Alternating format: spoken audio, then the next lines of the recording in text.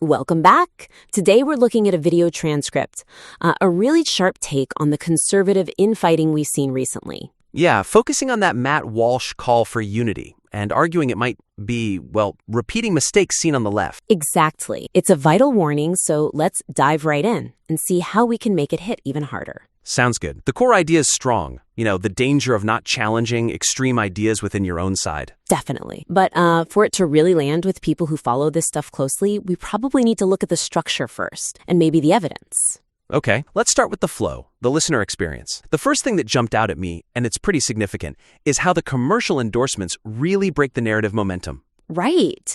It's not just that there are ads, it's the whiplash. Totally. You're building up this really serious political point, talking about loyalty, treachery, existential threats. You mentioned Seth Dillon's tweet about losing friends for truth. High-stakes stuff. Exactly. And then, bam! The weakness isn't having sponsors, it's the timing and the level of detail right then and there. You go straight from this intense political discussion into like a full-blown ad read for Dream Hot Cocoa. Yeah, complete with the ingredient list. Reishi, alanine, magnesium. And the Black Friday sale details, it completely shatters the mood. Like watching a thriller and suddenly cutting to a commercial for laundry detergent. It just kills the impact of that core argument about internal threats.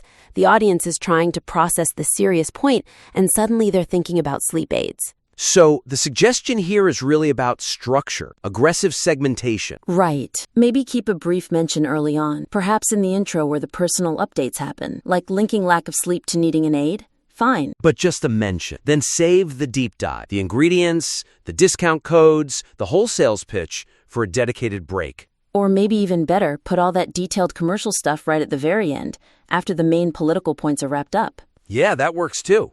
That way the listener stays locked into the main argument about internal disagreement and its consequence. They're not distracted trying to remember a promo code from 2 minutes ago. Okay.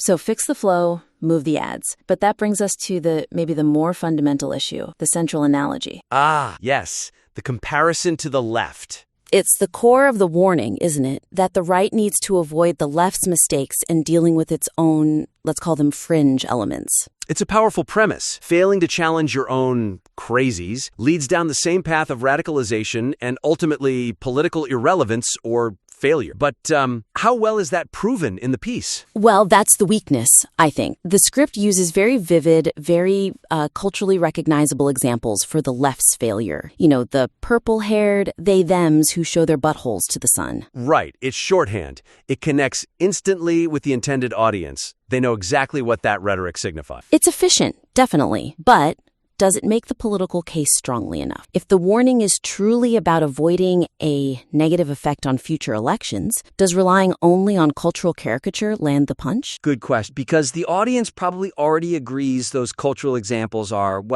out there. The real work is strengthening that causal link in the analogy. Show how the left's failure actually played out politically. Exactly. Without concrete political or policy consequences, the warning feels more rhetorical, less functional. So the suggestion is to really bolster that analogy. Give it some teeth. Yeah. Provide tangible examples. Show how allowing radical voices to dominate led to specific, negative political or legislative outcomes for the left. So instead of just the cultural description, you could talk about, say, specific educational policies in certain cities. Or municipal mandates, yeah. Things driven by the fringe that demonstrably alienated those normal liberals the script mentions having common ground with. Maybe point to specific election results where that alienation was arguably a factor. Precisely. That shifts it from look at these weirdos to look at the concrete political damage caused by not managing these internal dynamics. It makes the warning about electoral consequences feel much more real and less like just, scoring cultural points. It connects the dots functionally. Okay, much stronger. Now let's get to the trickiest part, I think. How do you actually do this internal criticism effect? Without setting your own house on fire, right? Exactly. And I appreciated that the script does call out specific examples of what it sees as blind loyalty, like the Megyn Kelly defense of Tucker Carlson's behavior, or framing the Candace Owens stuff around her being a young mom. Those examples make the critique very concrete. They show the phenomenon in action.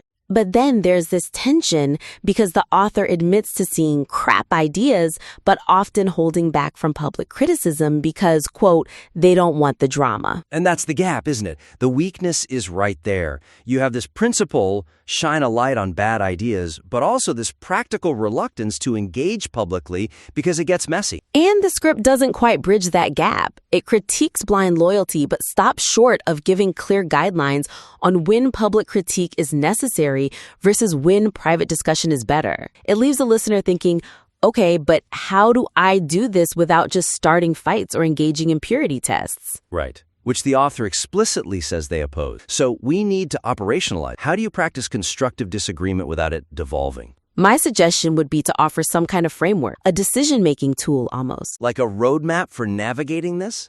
Yeah. For instance, maybe propose what we could call an internal boundary test for going public. Okay, what does that look like? You'd suggest limiting public disagreement only to those times when someone's rhetoric or behavior fundamentally violates a core agreed-upon principle of the movement. So you define the non-negotiables first. What would those be? Maybe things like basic factual integrity? Could be. Or maybe standards of civility and discourse. Or a clear stance against political violence or threats. You define those bright lines. So if someone crosses that line, a fundamental boundary, then the public critique is justified, even necessary, despite the potential drama. Right. And then, crucially, you state that everything else, policy disagreements, differences in style, minor factual errors, gaffes, that's what private channels are for. Like those text messages the author mentioned sending, hey man, I don't think this is 100% correct. Keep that private for the smaller stuff. Exactly. This creates a clear standard. It helps differentiate between essential boundary policing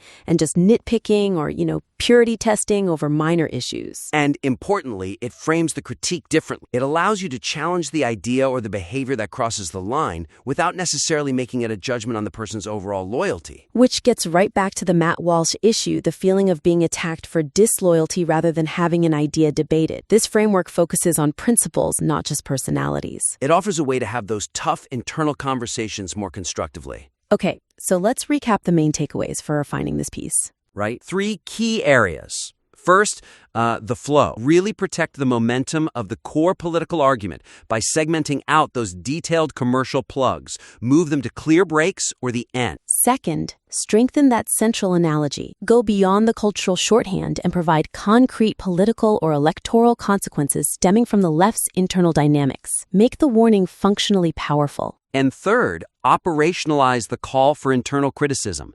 Provide a practical framework, like that boundary test, to help people decide when public critique is warranted versus when private dialogue is more appropriate. Define the stakes. These steps should make the analysis tighter, the central warning more compelling, and the call to action much clearer and more practical for the audience. Definitely elevates it. We strongly encourage you to rework the material with these points in mind. We'd be very interested to see the revised version.